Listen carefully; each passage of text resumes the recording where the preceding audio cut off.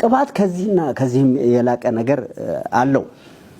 ይሄንን ቅባት እንዴት እናስተዳድረው እንዴት እንያዘው የሚለውን እስቲ ወደ ገጽ 43 ሄደን ገጽ 43 ላይ አንድ 4-5 ስርዓቶች ተገልጠዋል። ከ4-5ቱ ሁለቱን እንኳን ብናነሳው ለመንፈሳዊ ዓለም ንቁ መሆን የመጀመሪያው እንትን ነገር ይችን ብታብራራት ደስ ይለኛል። ሰይጣን የተቀቡ ሰዎችን የሚፈትንበት ዋነኛ መሳሪያ ለመንፈሳዊው ዓለም ንቁ እንዳይሆኑ ትኩረት ማሳጣት ነው ይላል። የተቀቡ ሰዎች ወደ መንፈሳዊ ዓለም በጥልቀት በመግባት እግዚአብሔር በሕይወታቸው ሊያከናውን የሚያስበውን ዋና ነገር ለማወቅ ለመንፈሳዊ ዓለም ንቁ መሆንና ትኩረት ማድረግ ያስፈልጋቸዋል።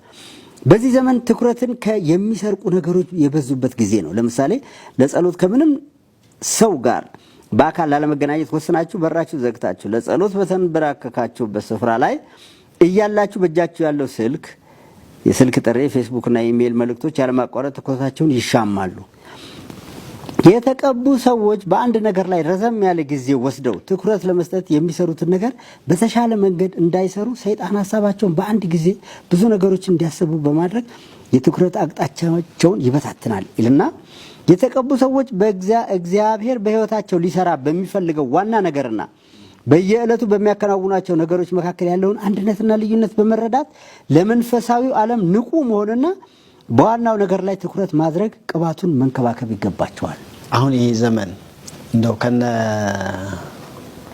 ከአባቶቻችን ዘመን ጋር ስናነጻጽረው ይሄ ዘመን በጣም አደገኛ ነገሩ ሽሚያ አለብን። ትኩረታችን በጣም የሚወስዱ ነገሮች አሉ። ድሮ በሩቅ የነበረው ነገር አሁን ሁሉ ነገር ባጠገባችን ያለው ስልካችን ጋር ነው ያለው። ስለዚህ ሰው በቃ ጾም ጸሎት ይዛለው ጸልያለሁ ለመንፈሳዊ ዓለም ንቁ ሆናለሁ በዚህ መንገድ መንፈስ ቅዱስ በውስጤ ያለውን ቅባት እንከባከባለሁ ብሎ ይገባል። ምሽግ በሉት ጾም ጸሎት ብሎ ይገባል። ከገባ በኋላ ግን ስልኩ ደግሞ ይጮሃል። እዛ ይዛጋ ይገባል። በዛ በስልክ በኩል ወደ ዓለም ሁሉ ይሄዳል።